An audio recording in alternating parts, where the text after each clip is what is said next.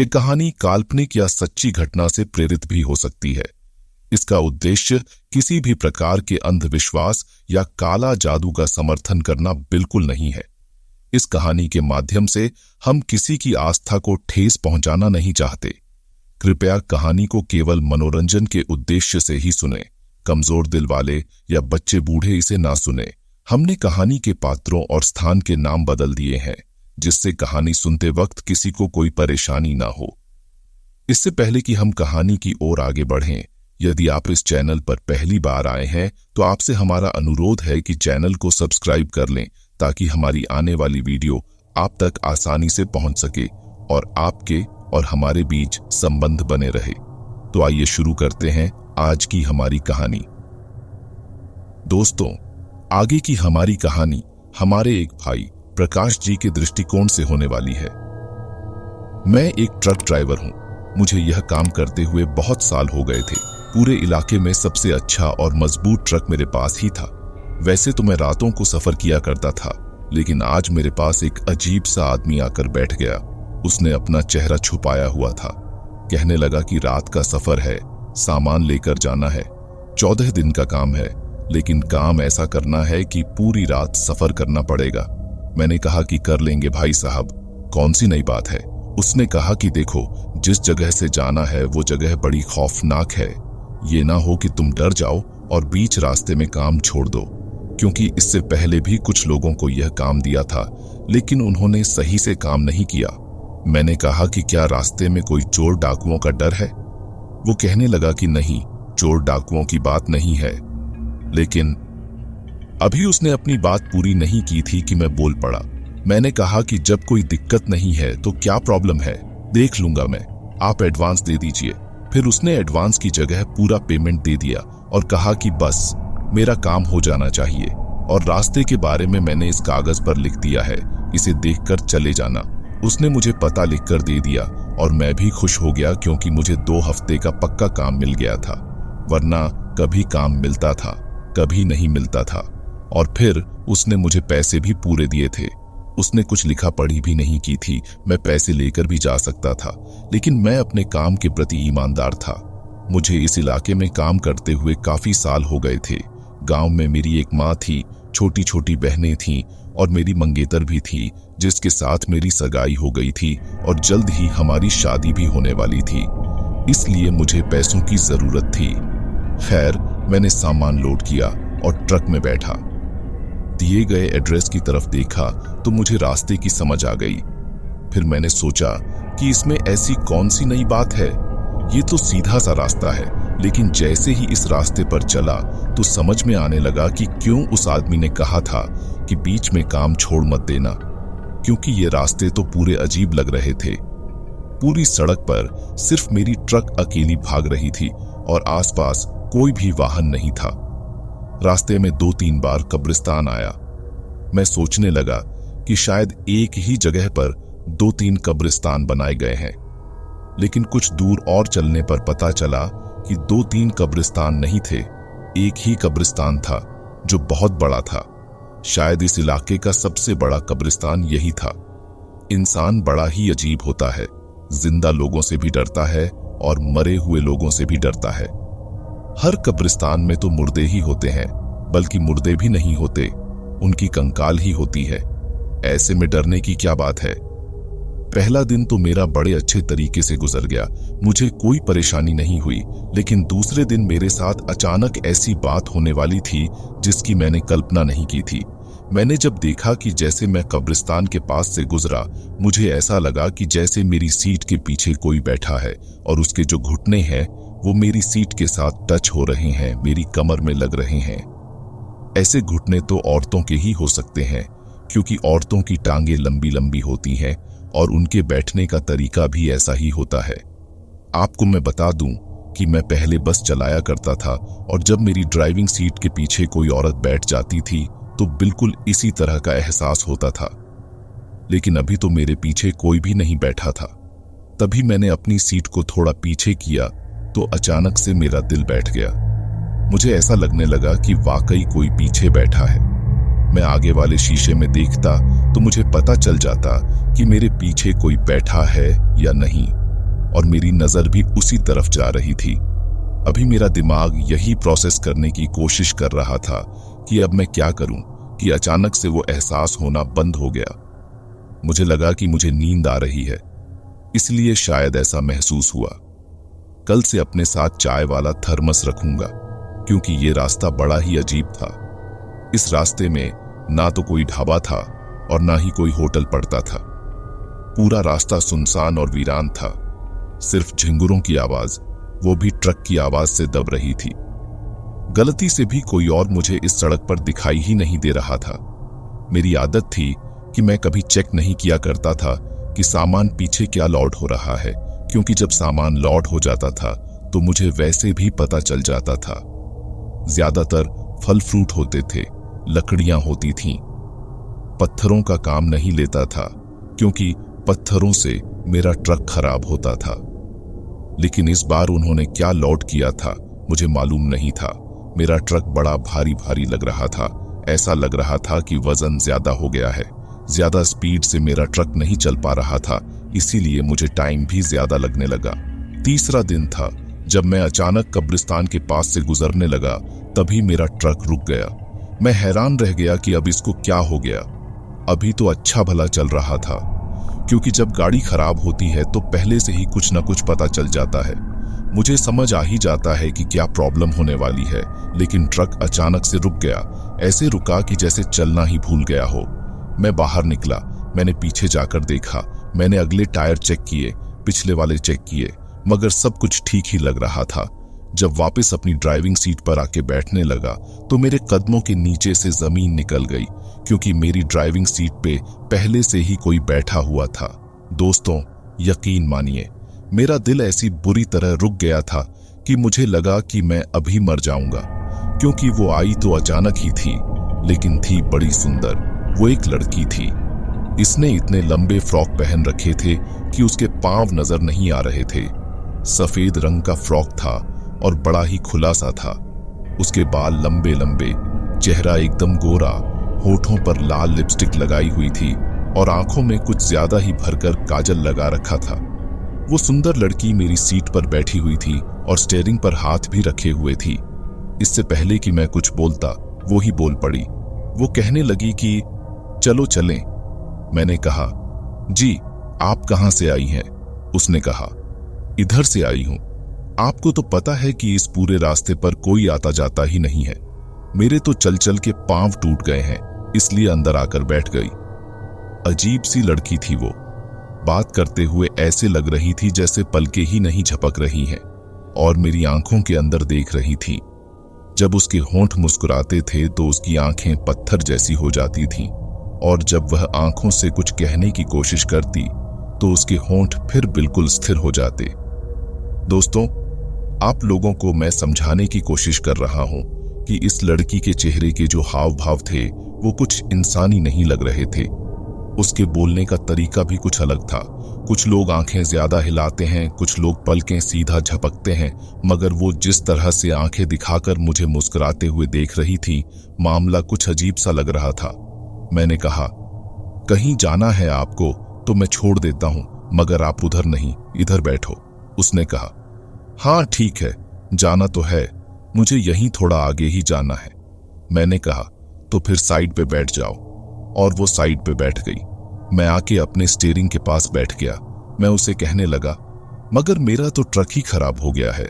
लेकिन जैसे ही मैंने चाबी घुमाई तो मेरा ट्रक स्टार्ट हो गया। मैं हैरान रह गया कि अभी तो मेरा ट्रक खराब था। मैंने ट्रक स्टार्ट किया और आगे बढ़ा। वो मेरी साइड पर ही बैठी थी, मगर मुंह उसने मेरी तरफ किया हुआ था। वो कहने लगी, पहले नहीं देखा आपको यहाँ। उसका चेहरा जितना अजीब था, बोलने का अंदाज उतना ही नॉर्मल था। शायद इसीलिए मुझे इससे ज्यादा डर नहीं लग रहा था। मैंने कहा, हाँ, 2 हफ्ते का काम मिला है, वहीं करने के लिए आया हूं। इसके बाद इन रास्तों से मेरा कोई वास्ता नहीं होगा। आप बताओ, आपको कहां जाना है? उसने कहा, वहीं जाना है जहां सबको जाना है। वैसे मेरा नाम खुशबू है, आपका नाम क्या है? मैंने कहा, मेरा नाम प्रकाश है। उसने कहा, अच्छा, मैं तो आपको अपनी बिरादरी का समझी थी। मैं हंसने लगा। फिर मैंने कहा, कौन सी बिरादरी, बस सब रब के बंदे हैं। उसने कहा, ये जब आप लोग कहते हो कि दुनिया है, लोग हैं, सब रब के बंदे हैं, तो बंदे ही क्यों कहते हो? कोई ये क्यों नहीं कहता कि रब की औरतें हैं? औरतें भी तो इसी दुनिया में होती है ना? या औरतों को आप लोग इंसान ही नहीं समझते और बस यही समझते हो कि सारी दुनिया सिर्फ मर्दों की है? मैंने उसे कहा, मैं इन बातों के बारे में ठीक से नहीं जानता, लेकिन मैं तो ऐसे ही बोलता हूं। वैसे तुम बड़ी सजी धजी हुई हो, किसी शादी से आ रही हो क्या? इस बात पर वो हंसने लगी कि मेरा दिल अचानक से बैठ गया। उसकी हंसी कुछ अजीब सी थी और हंसने के बाद उसने ये नहीं बताया कि क्यों हंस रही है। वो चुप हो गई। मतलब कि इंसान जब किसी सवाल के जवाब में पहले हंसता है तो फिर वह ये भी बताता है कि मैं हंस क्यों रहा हूं, मगर उसने बताया ही नहीं। अचानक से हंसते हंसते चुप हो गई। अब वो सामने देख रही थी और चुप करके बैठी हुई थी। मैंने इससे पहले अपनी जिंदगी में ऐसी कई लड़कियां देखी थीं जो कुछ अजीब सी थीं, मगर ये लड़की दूसरी लड़कियों से अलग लग रही थी। किन्हीं की हरकतें आपको अजीब लग सकती हैं, लेकिन सब कुछ नॉर्मल ही रहता है। मगर इस लड़की की हरकतें कुछ ज्यादा ही स्कैरी थीं। इस लड़की ने मुझे कहा, 20 किलोमीटर के बाद रुक जाना। जब 20 किलोमीटर पूरे हुए तो मैंने ट्रक अचानक रोक दिया और मैं अपनी साइड के दरवाजे से उतरा और घूमकर उस तरफ गया कि बाहर से दरवाजा खोल दूं, क्योंकि उस तरफ का दरवाजा बाहर से खुलता था। अंदर से दरवाजा नहीं खुलता था क्योंकि उस दरवाजे की थोड़ी सी खराबी थी। मैंने कहा, लो जी, आपका हो गया 20 किलोमीटर। और जैसे ही मैंने दरवाजा खोला, मेरा मुंह खुला का खुला रह गया। मेरे ट्रक के अंदर कोई भी नहीं था। उस वक्त यकीन कीजिए, जो मेरी हालत हो रही थी वो मैं अपने शब्दों में नहीं बता सकता। एक अजीब सा एहसास था। मेरी रीढ़ की हड्डी में सिहरन कभी ऊपर जा रही थी तो कभी नीचे। मेरे हाथ पांव शिथिल हो गए थे। अपने आसपास देखने लगा और आसपास बिल्कुल गहरी खामोशी थी। वो लड़की कहाँ गई? वो तो कह रही थी कि मुझे 20 किलोमीटर बाद उतरना है, और अब जब मैंने ट्रक का दरवाजा खोला तो ट्रक के अंदर ही नहीं थी। मैंने आसपास देखा, लेकिन मैं यही दुआ कर रहा था कि ना ही मिले तो अच्छा है।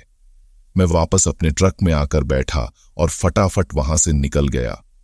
अब यह बात मेरे दिल में बैठ गई। मुझे ऐसा लग रहा था कि वो लड़की नहीं, कुछ और ही था, और मैं बहुत ज्यादा डर गया। मुझे अब इस काम को करते हुए 5 दिन हो गए थे और मुझे निकलना था। मैं अपने अड्डे पे बैठा चाय पी रहा था जब एक दोस्त ने मुझसे पूछा, परेशान लग रहे हो? अब मैं उसे क्या बताता कि मेरे साथ क्या हुआ है। मैंने उसे कहा, यार, तू भूत प्रेतों पर यकीन करता है क्या? उसने कहा, भूत प्रेत क्या? इंसान से बड़ा कोई भूत प्रेत नहीं है। मैं तो किसी पर भी यकीन नहीं करता। मैंने उससे कहा, नहीं यार, देख, हम तो रातों में सफर करने वाले लोग हैं। कभी तेरे साथ इससे पहले कोई ऐसा हुआ है कि तूने किसी भूत आत्मा या किसी रूह को देखा हो? तो उसने कहा, नहीं, ऐसा कुछ भी नहीं हुआ मेरे साथ। क्यों, तेरे साथ कुछ हुआ है क्या? ऐसे सुनने में आया है कि तूने जो काम लिया है वो काम लेने से लोग मना कर रहे थे। इसकी क्या वजह थी? मैंने कहा, शायद इसलिए इनकार कर रहे थे कि रास्ता लंबा है और धीरे धीरे जाना होता है। मगर इसका मतलब ये नहीं है कि मैं इस वजह से ये सवाल कर रहा हूं। चल, तू छोड़। मैंने सोच लिया था कि आज तो मैं बिल्कुल भी नहीं रुकूंगा, बस सीधा सीधा चलता रहूंगा। अगर चलता रहूंगा तो ऐसी कोई बात ही नहीं होगी। वैसे भी मुझे डरने की जरूरत नहीं है।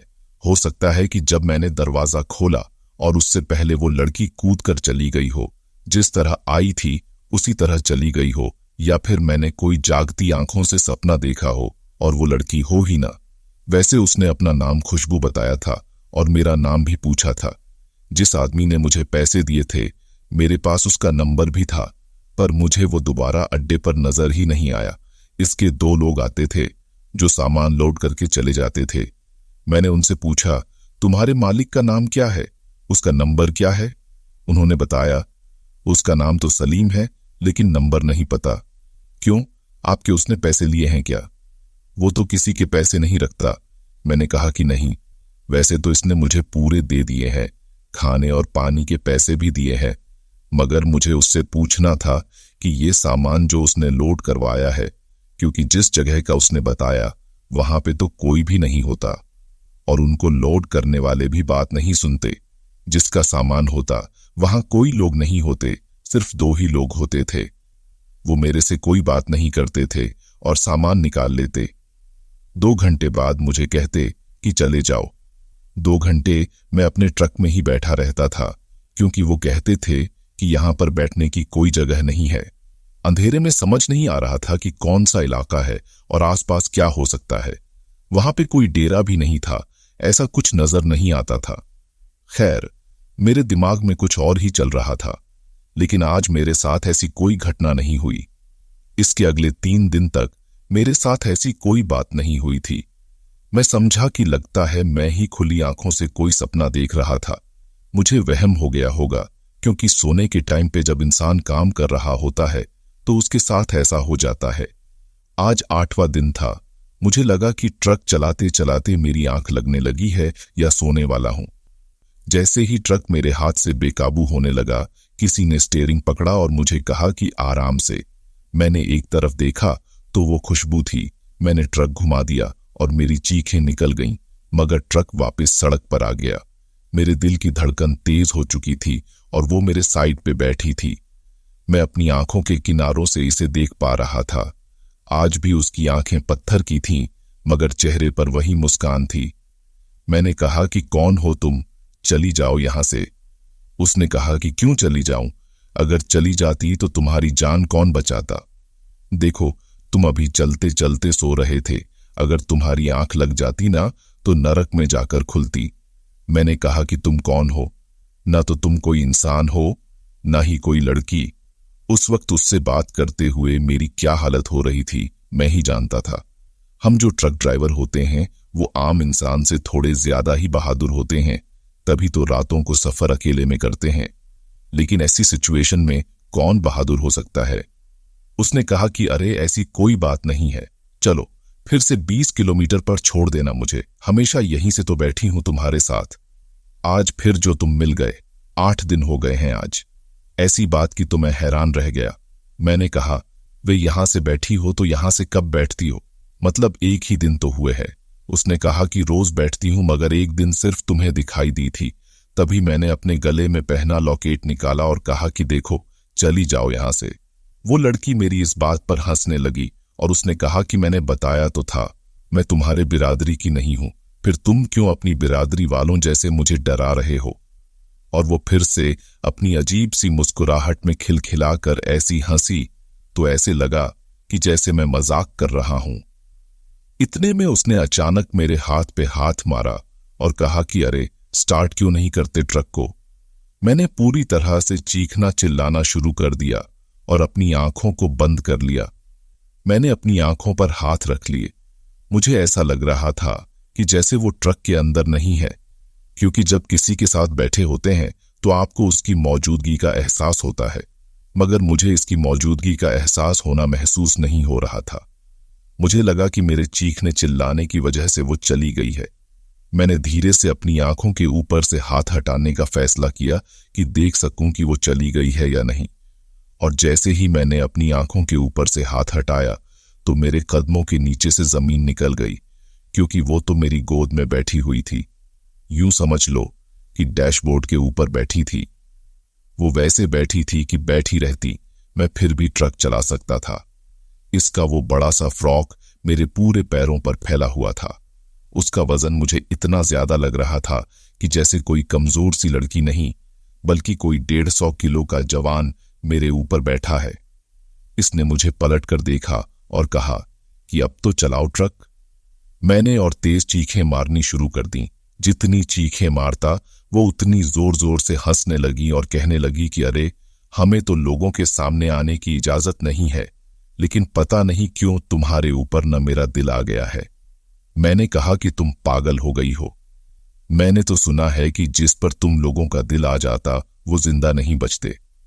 मेरी हर बात के जवाब में वो हंसती रही। उसकी मुस्कुराहट से मुझे डर लग रहा था। थोड़ी देर बाद वो वापस अपनी जगह पर बैठ गई और कहने लगी कि चलो ट्रक चलाओ। मैं भी जल्दी जल्दी ट्रक चलाने लगा। जैसे ही उसके 20 किलोमीटर आए वो अचानक से कहीं गायब हो गई। मेरी हालत बड़ी खराब हो गई थी। मैं उस बंदे की तलाश करना चाहता था जिसने मुझे ये काम करने के लिए भेजा था, क्योंकि मैं यह काम नहीं करना चाहता था। जिंदा रहता तो काम करता। पता नहीं मुझे किस जगह भेज दिया था कि वो कौन सी जगह थी। 10 दिन हो गए थे कि मेरा 4 दिन का काम रह गया, मगर मुझ में और हिम्मत नहीं बची थी। 4 दिन में बहुत कुछ हो सकता था। मैं बहुत ज्यादा डरा हुआ था।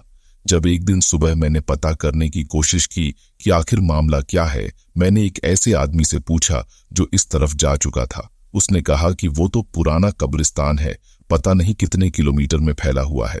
जहां जहां सड़क जाती है वहां वहां कब्रिस्तान जाता है, इसलिए रात के टाइम में सड़क पर कोई भी नहीं जाता। लोगों के साथ वहां बड़े अजीबोगरीब किस्म के घटनाएं हुई हैं। किसी को जिन्न नजर आए तो किसी को चुड़ैल और किसी को एक लड़की नजर आई है। ज्यादातर लोगों को एक लड़की भी नजर आती है। मैं समझ गया था कि मुझे जो नजर आई थी शायद ये उसी की बात कर रहा था। उसने कहा कि बड़ी सुंदर सी लड़की है और बहुत ही खूबसूरत है, सफेद कपड़ों में होती है और उसके लंबे लंबे बाल हैं। ज्यादातर लोगों को वहां पर वही नजर आती है। कहती है कि मुझे थोड़ा आगे छोड़ दो, लेकिन ऐसे बहुत से लोग हैं जो इस रास्ते पर गए और कभी वापस नहीं आए। तूने ये काम पकड़ा ही क्यों? और हमने तो सुना है कि तू 10 दिन से काम कर भी रहा है वहां, और फिर भी वहां से सही सलामत वापस आ रहा है। तेरे साथ कुछ नहीं हुआ क्या? मैंने झूठ बोल दिया कि हाँ, मेरे साथ तो कुछ नहीं हुआ। तो वो आदमी कहने लगा कि अगर कुछ नहीं हुआ तो फिर पूछ क्यों रहा है? अभी भी वक्त है, छोड़ दे, क्योंकि हर रास्ता जाने का नहीं होता है। ये बात मेरे दिमाग में बैठ गई थी कि हर रास्ता जाने का नहीं होता। जरूरी नहीं होता कि सामने अगर रास्ता है तो बस उस पर चल पड़ो। कुछ रास्ते ऐसे भी होते हैं जिनमें आपको नहीं चलना चाहिए। जब से मैं इस काम में लगा था, मेरी भूख मर चुकी थी, मेरी प्यास मिट गई थी। मुझे कुछ भी अच्छा नहीं लगता था। मेरा कुछ खाने का मन ही नहीं करता था। मेरी शक्ल भी अजीब सी हो गई थी। जब से वो लड़की मेरी गोद में बैठी थी, मेरी टांगों में बहुत ज्यादा दर्द हो गया था। मेरी रीढ़ की हड्डी में दर्द रहने लगा। 2 दिन फिर सुकून से गुजर गए। फिर आज 13वां दिन था। जब मैं जा रहा था, उस लड़की के पास से अजीब सी बदबू आती थी। मैं यह नहीं कहता कि वह बदबू ही थी, बस कुछ अजीब सा ही था। आज फिर से मुझे मेरे ट्रक में वही बदबू आने लगी। मैं समझ गया कि वो लड़की आने वाली है। मैं जैसे ही उस जगह से गुजरा, मैंने अपनी आंखें बंद कर लीं, मगर जब आंखें खुलीं तो वो मेरे सामने बैठी थी। मैं बहुत बुरी तरह से कांप रहा था। मैंने कहा, तुम चाहती क्या हो? आखिर तुम कौन हो? देखो, मैंने तुम्हारा कुछ नहीं बिगाड़ा। उस लड़की ने कहा, तुमने मेरा कुछ नहीं बिगाड़ा, पर तुम्हारे जैसों ने तो मेरा बहुत कुछ बिगाड़ा है। शादी थी मेरी, मैं बहुत खुश थी और मैंने यही कपड़े पहने थे, लेकिन कुछ लोग मुझे मेरी शादी वाले दिन उठाकर ले गए और इन्हीं रास्तों से होते हुए लगातार 20 किलोमीटर तक गाड़ी चलती रही। मेरे साथ लगातार जुल्म होता रहा। मैं गिड़गिड़ाती रही, चीखती रही, चिल्लाती रही, लेकिन ट्रक की आवाज ने मेरी आवाज को दबा दिया। इसीलिए मैं इस सड़क पर इसी वक्त जब कोई मिल जाता है तो मैं उसे बताती हूं कि मेरे साथ जो हुआ वो जुल्म था। मैं बुरी तरह से डर गया। मैंने कहा, देखो, मेरे घर में जवान बहनें हैं, मेरी भी शादी होने वाली है और मैं बुरा आदमी नहीं हूं। वो कहने लगी, मैंने तुम्हें कब कहा कि तुम बुरे आदमी हो? तुम ये क्यों नहीं सोचते कि आज 13 दिन हो गए हैं और तुम अभी तक जिंदा हो, फिर भी तुम मुझसे डरते हो? अरे पगले, तुम्हें मुझसे डरने की जरूरत नहीं है। मुझे तो तुम अच्छे लगते हो। मैं जब उससे बात कर रहा था तो उसकी तरफ नहीं देख रहा था। मुझे पक्का हो गया था कि वो लड़की इंसान नहीं है। मैंने उससे कहा, मुझे छोड़ दो, मैं आज के बाद नहीं आऊंगा, मेरा काम खत्म हो जाएगा। उसने मुस्कुराकर कहा, चल, छोड़ दिया तुझे। और इसके साथ ही वो कहीं लुप्त हो गई। अगले दिन भी मैंने काम किया। अगले दिन ऐसा कोई मामला मेरे साथ नहीं हुआ। कुछ हफ्ते ऐसे ही नॉर्मल बीते। मन में डर तो था कि कहीं उस लड़की से आज भी सामना न हो जाए, लेकिन ऐसा कुछ नहीं हुआ। मैंने अपना काम खत्म किया और फिर वापस अपने गांव लौट आया, क्योंकि मेरी मां ने कहा था कि अब तेरी शादी करनी है। और 2-3 हफ्तों के इस काम से मुझे कुछ ज्यादा पैसे मिले थे। वो पैसे भी मैंने अपनी मां के हाथ में रख दिए ताकि शादी में इस्तेमाल हो जाए। मेरी शादी बड़ी धूमधाम से हुई। ये कहानी उस जमाने की है जब लड़का लड़की शादी की रात ही एक दूसरे को देखते थे। मेरा काम ऐसा था कि मैंने सिर्फ तस्वीरें देखी थीं। मैं जब अपने कमरे में आया तो मेरी बीवी घूंघट की बैठी थी। मैं बहुत ज्यादा खुश था क्योंकि आज मेरे दिल में और कोई बात नहीं रह गई थी, सिर्फ खुशी थी। मैंने उसके सामने बैठ के बड़े प्यार से उसका घूंघट उठाया और जैसे घूंघट उठाया तो हैरान रह गया क्योंकि सामने कोई लड़की नहीं बल्कि वही खुशबू बैठी थी। उसने वही कपड़े पहन रखे थे। उसने कहा, कैसे हो मेरी जान? मैं अपने पैरों को उल्टी कलाबाजी मारकर पीछे हट गया। मैंने अपने दिल पर हाथ रख लिया और मेरे दिल की धड़कन इतनी तेज हो गई। वो फिर से हंसने लगी और उसने कहा, तुम्हें क्या लगा कि तुम्हें इतनी आसानी से छोड़ दूंगी? मैं बेहोश हो गया। मेरी आंख खुली तो पता चला कि मैं 3 दिन से बेहोश हूं और बुखार में तप रहा हूं। मेरी मां मुझे एक पीर बाबा के पास ले गई और उन्होंने मुझे गले में पहनने के लिए एक ताबीज भी दिया और कहा, जब तक ये ताबीज तुम्हारे गले में रहेगा तब तक वो चुड़ैल तुमसे दूर रहेगी जो तुम पर आशिक हो गई है, इसलिए तुम इस ताबीज को कभी भी नहीं उतारना। मेरी अपनी बीवी बड़ी खूबसूरत थी, उसका नाम माला था। उसको भी मैंने ये सब कुछ बता दिया।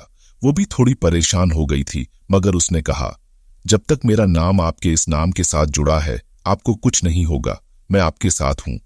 तब से लेकर अब तक मैंने ताबीज अपने गले में पहना हुआ है और इस बात को 8 साल हो गए हैं। मुझे अभी भी ऐसे लगता है कि जैसे वो मेरे आसपास ही मौजूद है, मुझे देखती है, मेरे पास आने की कोशिश करती है, लेकिन पास नहीं आ पाती। मुझे अभी भी वो ख्वाबों में आती है। कभी कभी मैं अकेला बैठा रहता हूं तो मुझे उसकी हंसने की आवाज आती है, लेकिन आज भी यह सवाल मेरे दिल में है कि उसने मुझे और लोगों की तरह इस दुनिया से जुदा क्यों नहीं किया। वो अभी भी किसी न किसी रूप में अपने साथ मौजूद होने का एहसास दिलाती है, मगर शायद वो मेरे सामने नहीं आ पाती। जिंदगी अब इसी तरह कुछ बीत रही है। मेरा वजन अब पहले से ज्यादा घट गया है। मैं बहुत ज्यादा कमजोर हो गया हूं। लोग कहते हैं कि जब किसी के साथ इस तरह की शैतानी चीज होती है तो इसी तरह उसका वजन कम हो जाता है। तो दोस्तों, ये थी आज तक की हमारी खौफनाक कहानी। अगर आपको आज की ये कहानी थोड़ी सी भी अच्छी लगी हो तो हमारे चैनल को सब्सक्राइब कर लीजिए ताकि आपके और हमारे बीच संबंध मजबूत हो सके और आने वाली ऐसी कहानियां आपसे मिस न हो पाएं। मिलता हूं एक नई कहानी के साथ। तब तक ख्याल रखिए अपना और अपनों का भी।